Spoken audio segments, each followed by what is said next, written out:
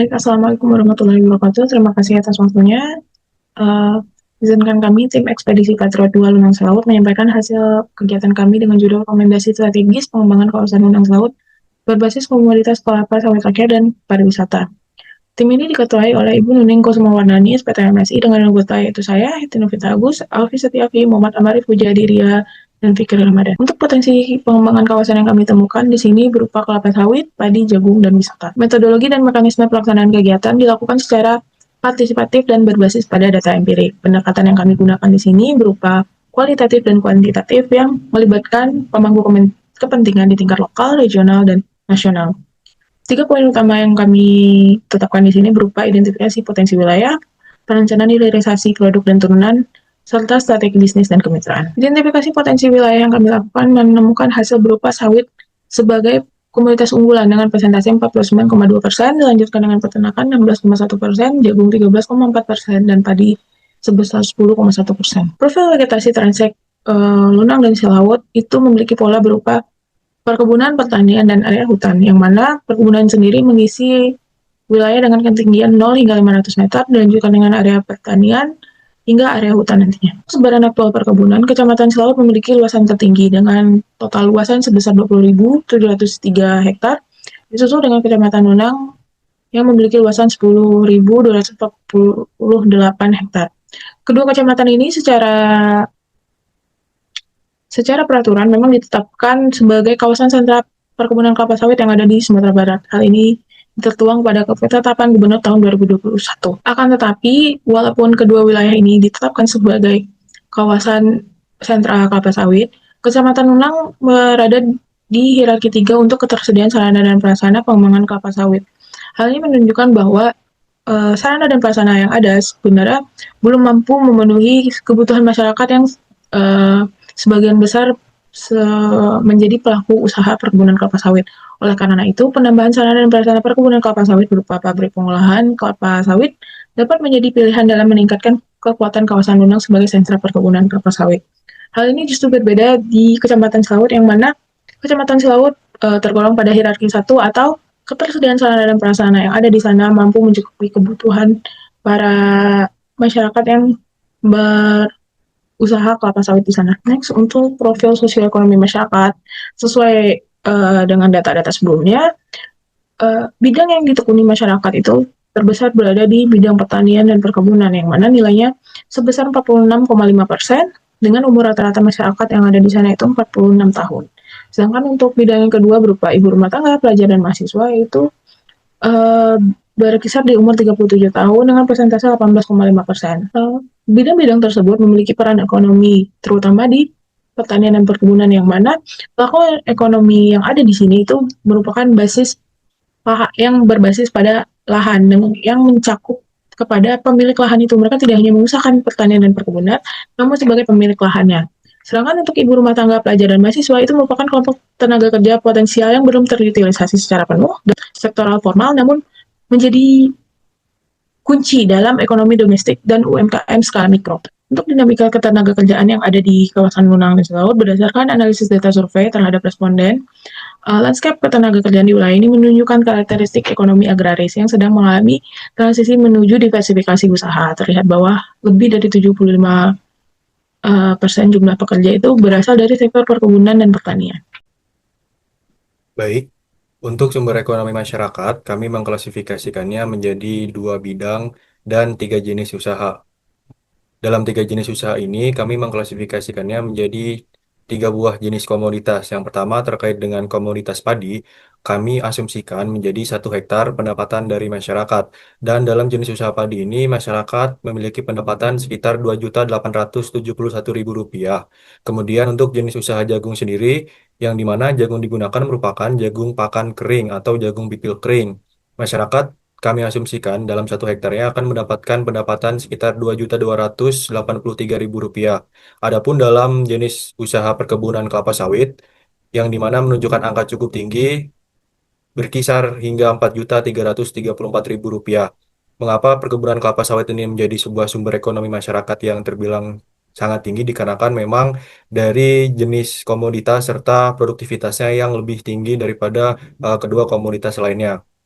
Adapun nilai UMP maupun UMK di dalam Kabupaten Pesisir Selatan, Provinsi Sumatera Barat ini menunjukkan angka Rp2.994.000 yang secara langsung menunjukkan bahwasannya memang ekspansi perkebunan kelapa sawit ini banyak sekali dijumpai di Kabupaten Pesisir Selatan dikarenakan memang dalam sumber pendapatan maupun ekonomi masyarakat ini terbilang sangat tinggi daripada mereka menanam padi maupun jagung.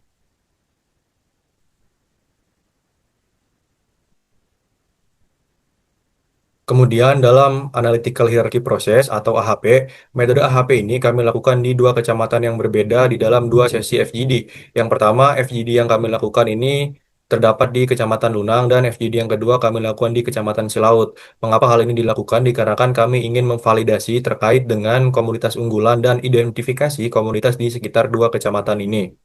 Dan untuk kriteria utama ataupun output yang kami lakukan di dalam metode AHP, dalam Kecamatan Lunang sendiri menunjukkan kriteria kestabilan harga sebagai peringkat prioritas pertama dengan menunjukkan angka 0,394. Kemudian untuk di Kecamatan Silaut, nilai bobot Silaut ini menunjukkan lebih tinggi daripada Lunang, yakni 0,522, yang secara langsung menunjukkan juga bahwasanya di dua kecamatan ini merasakan hal yang sama terkait dengan kriteria utama output, terkait dengan kestabilan harga. Di mana di dalam validasi yang kami lakukan juga, terkait dengan wawancara langsung ke masyarakat maupun ke beberapa nagari, di mana kestabilan harga ini terjadi dikarenakan memang produsen ataupun para petani yang memiliki komoditas unggulan ini, mereka memiliki kesenjangan harga ketimbang dari hasil produksi yang dihasilkan dari para produsen tersebut. Kemudian di Kecamatan Lunang sendiri merasakan bahwasannya teknologi pengelolaan ini menjadi sebuah kendala yang struktural dikarenakan memang mereka merasa kita memiliki sebuah komoditas yang banyak, tetapi secara teknologi pengelolaannya mereka menilai sangat minim yang terdapat di Kecamatan Lunang. Akan tetapi di dalam Kecamatan Silaut sendiri, hal yang mendasar yang menjadi sebuah tantangan ini justru menunjukkan ke potensi pasar dengan angka 0,245 di peringkat kedua, yang dimana memang hal tersebut menjadi sebuah tantangan terkait dengan belum adanya pasar domestik yang menguasai di dua kecamatan tersebut. Maka dari itu memang masyarakat kerap kali menjual ataupun mendistribusikan beberapa komoditas ini di luar maupun mengangkutnya ke tempat lain ataupun ke kabupaten lain karena memang belum adanya potensi domestik yang menguasai dan mengelola komoditas-komoditas yang terdapat di Kecamatan Lunang maupun Kecamatan Silaut. Kemudian terkait dengan faktor input atau subkriteria, di Kecamatan Lunang sendiri ini merasakan bahwasannya kualitas SDM ini harus menjadi sebuah prioritas utama dan hal tersebut dirasakan juga oleh masyarakat di Kecamatan Silaut, yang dimana kedua kecamatan ini menunjukkan nilai yang signifikan dalam peringkat prioritas, yakni dalam Kecamatan Lunang menunjukkan angka 0,441, kemudian di Kecamatan Silaut menunjukkan angka 0,506. Dan hal tersebut sejalan dikarenakan memang pada saat kami melakukan analisis menggunakan Transcheck di dalam dua kecamatan tersebut, kami menjumpai bahwasanya memang banyak sekali infrastruktur maupun sebuah sentra-sentra industri yang dapat mengolah komoditas unggulan di dalam dua kecamatan ini, tetapi memang kondisinya mati suri atau kondisinya mangkrak.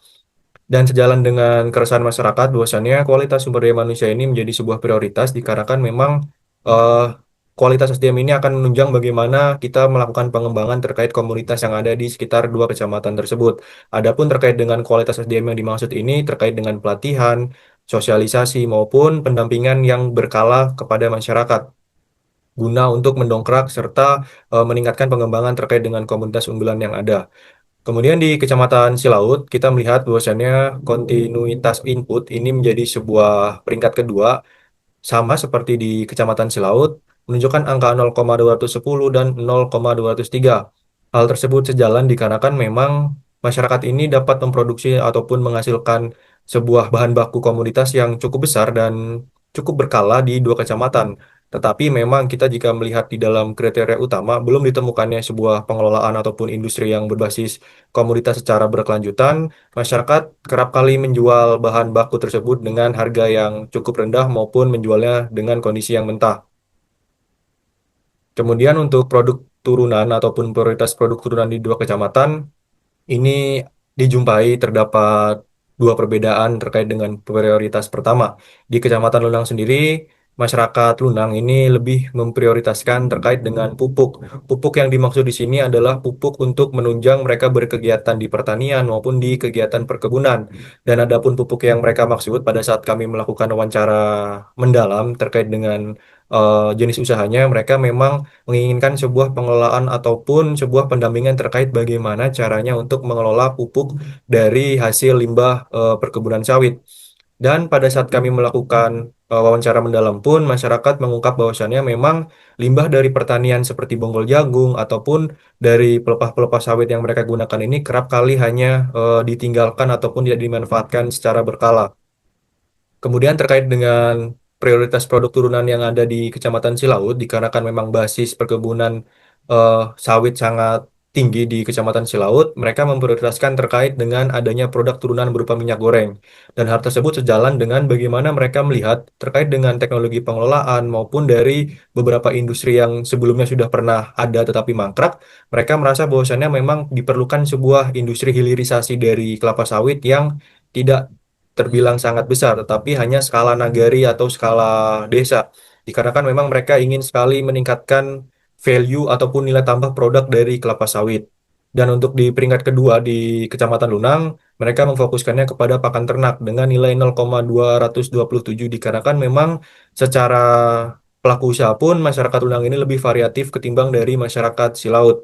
Karena masyarakat beranggapan adanya integrasi dari perkebunan, pertanian, dan peternakan ini akan menunjang sebagai bentuk sumber ekonomi yang berkelanjutan. Kemudian untuk peringkat kedua di Kecamatan Cilaut, ini menunjukkan pupuk dengan angka 0,268. Mereka menginginkan bahwasannya terkait dengan pengembangan perkebunan maupun pertanian ini haruslah didukung dengan bagaimana pengelolaan dari pupuknya secara berkelanjutan karena memang masih ditemukan beberapa dari kelompok tani ini belum mendapatkan pupuk subsidi dengan harga yang wajar ataupun alokasi dari pupuk yang ditemukan ini tidak dapat mengcover seluruh pelaku usaha di dua kecamatan tersebut.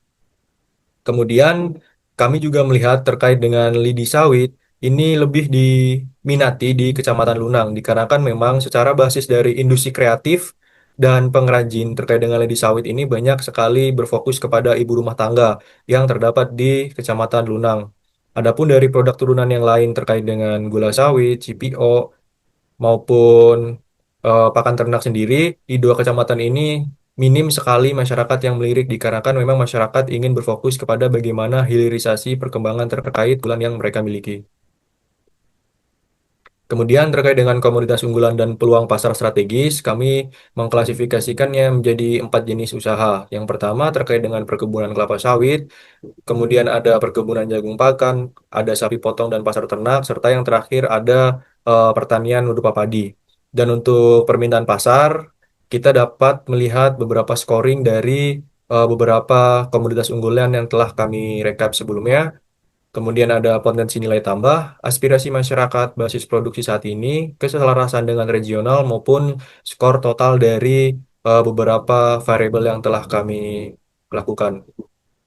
Dan kemudian untuk prioritas yang pertama ini masih diduduki oleh kelapa sawit yang dimana memang secara dominansi jenis usaha pun masyarakat di Kecamatan Lunang maupun Cilaut ini banyak sekali mereka memiliki perkebunan kelapa sawit dan hal tersebut sangat menunjang sumber pendapatan maupun sumber ekonomi masyarakat yang dimana dalam kuesioner yang telah kami sebar kepada 200 orang mereka menyebutkan bahwasanya sawit ini sebagai sebuah tanaman ataupun produk yang dapat dimanfaatkan secara berkala. Kemudian di peringkat kedua ini ada jagung pakan ataupun jagung pipil, tetapi secara prioritas ini mereka menunjukkan eh, sebuah angka yang tinggi, tetapi tidak sangat tinggi seperti kelapa sawit. Kemudian untuk sapi potong dan pasar ternak ini mereka memiliki prioritas yang sangat tinggi dikarenakan memang basis wilayah di Kecamatan Lunang dan Cilaut ini berdampingan perkebunan dengan peternakan sapi. Yang sapi kami maksud di sini merupakan sapi yang dilepas liarkan berupa sapi Bali. Kemudian untuk komunitas padi memang ditemukan ada terkait dengan pertanian padi di Kecamatan Lunang, tetapi luasan serta jumlahnya ini belum sangat luas daripada perkebunan kelapa sawit.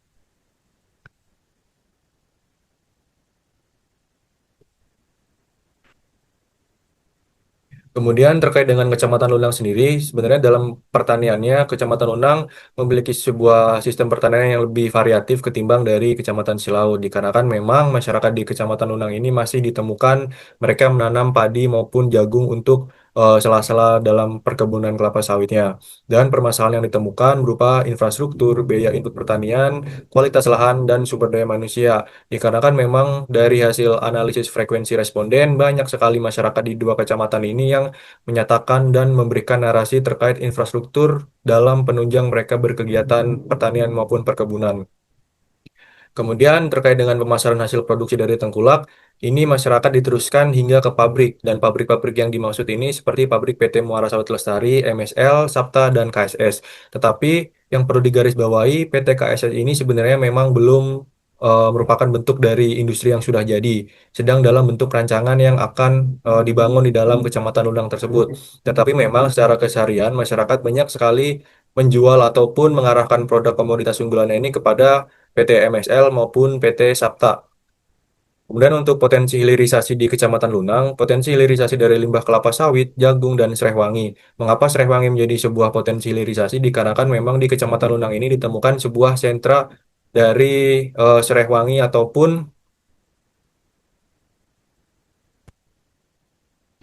aciri ataupun aciri. Dan masyarakat juga beranggapan bahwasannya sebenarnya serai wangi ini sebagai sebuah komoditas yang harus diperjuangkan secara berkala. Makanya tim kami merekomendasikan terkait dengan hilirisasi kelapa sawit, jagung, dan serai wangi. Kemudian ini berupa sebuah data dari Dinas Pertanian dan Perkebunan Kabupaten Pesisir Selatan terkait dengan komoditas pertanian pendukung lunang pada tahun 2024, yang dimana menunjukkan terkait dengan jenis tanaman komoditas padi, jagung, dan kelapa sawit. Dan untuk kelapa sawit ini produktivitasnya kami rasa cukup rendah daripada di kabupaten ataupun provinsi lain. Karena memang secara dari pemahaman maupun perspektif masyarakat terkait dengan kelapa sawit yang tumbuh di beberapa lokasi ini memang perlu adanya sebuah penanganan ataupun pengelolaan yang lebih berkelanjutan. Kemudian di Kecamatan Silaut, di Kecamatan Silaut yang berbeda dengan Kecamatan Lunang ini, Kecamatan Silaut memiliki dominansi perkebunan kelapa sawit ini cukup tinggi daripada di Kecamatan Lunang. Dikarenakan memang masyarakat di Kecamatan Silaut ini lebih berfokus kepada perkebunan kelapa sawit yang mereka rasa memiliki produktivitas serta harga yang cenderung lebih stabil daripada komoditas lainnya. Permasalahan yang ditemukan kurang lebih hampir sama di Kecamatan Lunang terkait dengan banjir, infrastruktur, sumber daya manusia, dan kelembagaan ekonomi yang terdapat di Kecamatan Silaut. Kemudian untuk di Kecamatan Silaut sendiri, hal yang kami temukan cukup menarik di mana dalam pemasaran hasil produksi komunitas yang ada, ini seringkali dibawa keluar daerah di Kabupaten Pesisir Selatan maupun Provinsi Sumatera Barat, dikarenakan memang letak geografis dari Kecamatan Silaut ini berbatasan dengan Bengkulu. Maka dari itu masyarakat beranggapan bahwasanya memang mereka lebih mudah ataupun mendapatkan akses yang lebih dekat ke Bengkulu daripada mereka menjualnya ke beberapa perusahaan-perusahaan ataupun lokasi pengelolaan yang terdapat di Kabupaten Pesisir Selatan. Dan hal tersebut menjadi sebuah kebocoran inefisiensi harga terkait dengan harusnya komoditas yang mereka hasilkan itu dapat menyumbang sumber ekonomi ataupun pajak di dalam kawasan tersebut. Kemudian terkait dengan potensi hilirisasi terbesar, pada Kecamatan Silot ini terletak pada pengolahan produk sawit, baik produk turunan maupun produk dari limbah sawit, dan hal tersebut sesuai dengan hasil nilai AHP yang menunjukkan bahwasannya masyarakat Silot ini memang memfokuskan untuk mengelola minyak goreng ataupun menginginkan sebuah industri minyak goreng yang terbilang dalam skala negara ataupun skala desa. Kemudian ini merupakan data yang kami temukan dari Dinas Pertanian dan Perkebunan Kabupaten Pesisir Selatan, yang di mana di dalam Kecamatan Silot ini tidak ditemukan sama sekali jenis tanaman berupa padi, hanya berfokus kepada komoditas jagung dan kelapa sawit. Kemudian untuk analisis rantai pasok kelapa sawit yang terdapat di dua kecamatan, kami menemukan bahwasannya memang masyarakat yang notabene sebagai produsen ini menjual hasil komoditasnya kepada pengepul ataupun kepada toko ini dengan harga yang mereka rasa belum cukup untuk dikatakan sebagai sumber pendapatan, dikarenakan memang setiap minggu atau bahkan setiap harinya itu fluktuasi harga yang terjadi ini terbilang cukup sering daripada komoditas lain yang notabene memang sebagai sumber pendapatan bagi masyarakat. Kemudian untuk analisis rantai pasok yang terjadi di dua kecamatan ini, masyarakat sering kali menjual hasil komoditas unggulannya ini kepada pengepul, dan dari pengepul akan membawa kepada supplier ataupun pemasok dari perusahaan. Dan dari perusahaan ini mereka akan membawanya ke industri bahan mentah yang terdapat di Provinsi Sumatera Barat. Akan tetapi memang dari beberapa hasil temuan dan observasi kami, industri bahan mentah yang menghasilkan ini hanya cukup dari menghasilkan CPO ataupun crude palm oil. Dan maka dari itu, beberapa industri bahan mentah ini akan menjual kembali CPO yang mereka hasilkan ini kepada industri bahan jadi. Sehingga dari beberapa pabrik CPO yang terdapat di Kabupaten Pesisir Selatan maupun dalam Provinsi Sumatera Barat ini akan diolah kembali menjadi sebuah minyak goreng ataupun minyak merah yang dari kelapa sawit. Dan sebagai contoh lainnya, bahwasannya memang rantai nilai yang terjadi di dua kecepatan ini didominasi oleh model penjualan langsung, dikarenakan memang masyarakat sangat terbatas dengan akses untuk menuju untuk menjual bahan bakunya kepada perusahaan, dikarenakan memang potongan dari perusahaan ini terbilang cukup tinggi apabila masyarakat mengantarkan bahan baku komoditas secara langsung kepada masyarakat. Kita kita memberi contoh, apabila masyarakat langsung menjualnya kepada perusahaan, maka mereka akan mendapat sebuah potongan hingga 12% dari komoditas yang mereka jual langsung kepada perusahaan. Akan tetapi jika mereka menjualnya melalui pengepul ataupun melalui pemasok, mereka hanya mengantarkan bahan bakunya ini secara langsung kepada pengepul ataupun pemasok tanpa mereka mendapat sebuah return dari bahan baku komoditas yang mereka jual.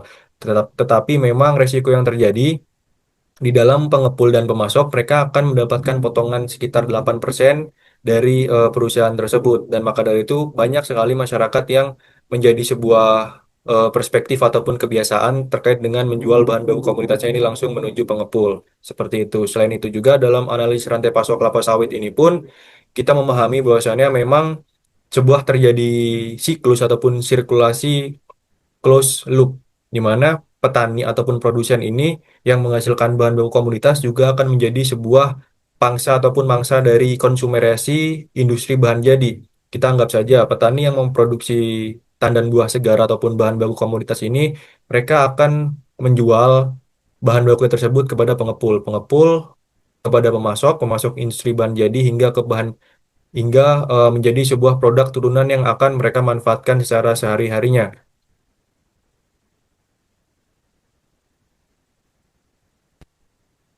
Baik, selanjutnya kami telah menemukan data potensial terkait brondol ataupun buah lepas sawit di tiap kawasan atau di tiap negari atau di tiap desa yang ada di kawasan Lunang Laut. Di mana total brondol yang dapat dikumpulkan oleh masyarakat dalam satu hari ini dapat mencapai 64 ton.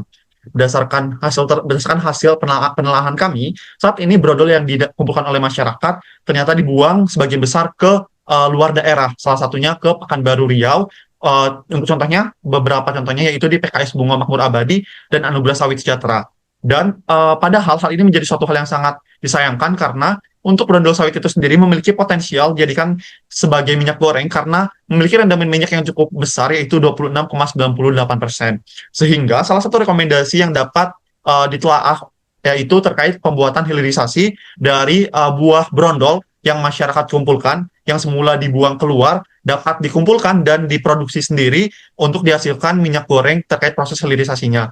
Di mana untuk skala 5 ton per jam itu dapat menghasilkan suplai yang berkelanjutan, bahkan surplus 15-20 ton per harinya. Sehingga hal ini secara perencanaan dapat menjadikan pabrik minyak goreng yang berkelanjutan secara suplai dari bahan baku itu sendiri.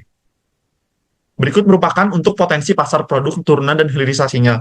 Berdasarkan dari analisis tim kami, bahwa fokus produk hilirisasi untuk saat ini yaitu minyak goreng.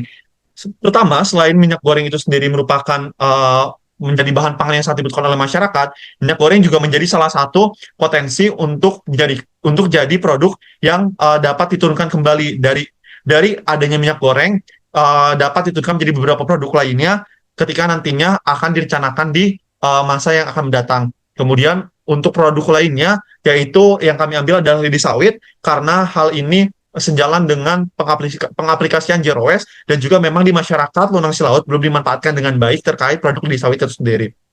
Untuk minyak goreng, kami telah membuat beberapa skema dan beberapa perencanaan untuk operasi Pamingo ini dijadikan sebagai off-taker utama terkait brondol sawit, di mana brondol sawit ini merupakan bahan baku utama yang tadi telah saya jelaskan bahwa brondol sawit ini belum termanfaatkan dengan baik sehingga dijadikan bahan baku utama untuk proses pembuatan minyak goreng itu sendiri. Kemudian BPDPKS dan Dinas Provinsi sebagai mitra yang akan menyediakan sarana prasarana dalam proses pembentukan instalasi pabrik sawit ataupun pabrik minyak goreng dari brondol sawit itu sendiri. Dan untuk proses distribusinya nantinya akan bekerja sama juga dengan koperasi dan bumnak yang ada di masyarakat yang dapat dimanfaatkan dan dapat dipasarkan secara lokal dalam jangka pendek, yaitu di Kecamatan Lunan dan Silaut, dan dalam jangka menengah dapat dipasarkan di Kabupaten Pesisir Selatan dalam skala kabupaten, dan dalam jangka panjang dapat dipasarkan di beberapa daerah-daerah lainnya bahkan di luar Sumatera.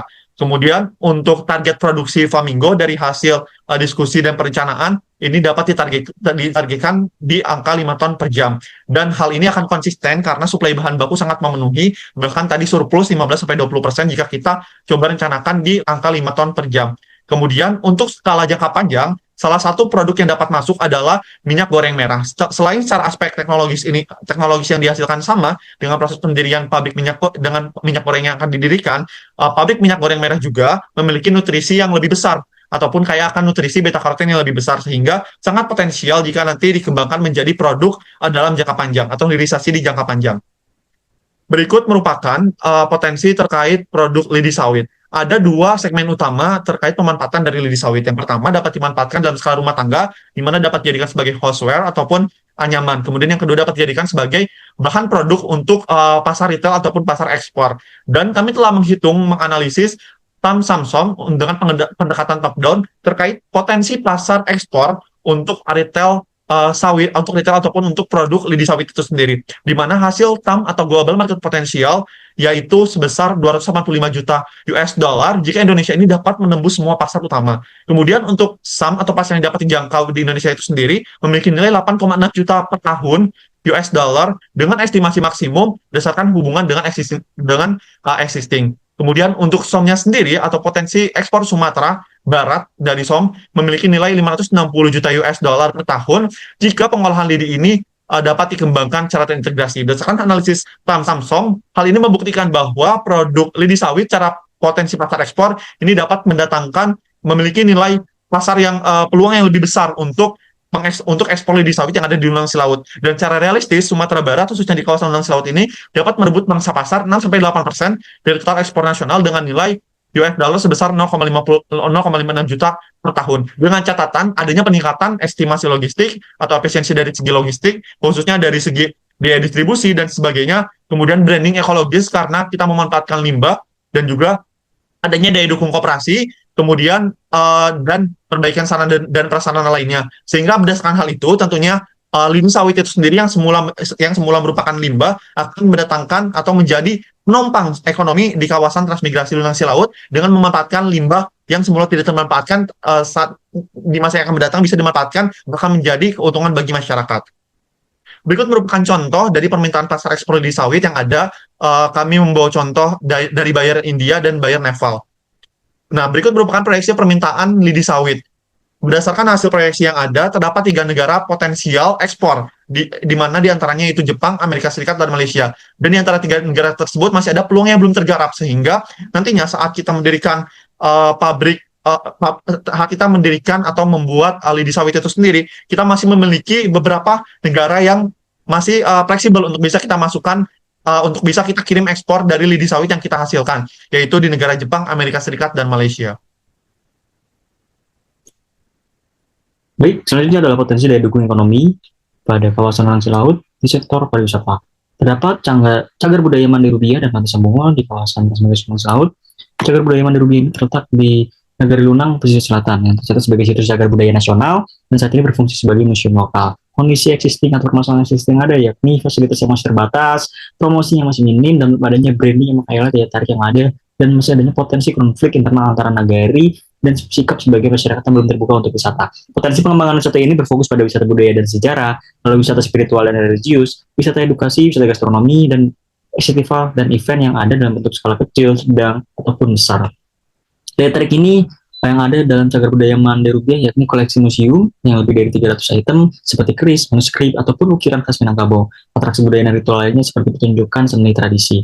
Pantai Sambungo yakni secara kondisi umum menjadi suatu pantai yang masih alami dengan memiliki beberapa vegetasi mangrove, nipah, dan cemara laut.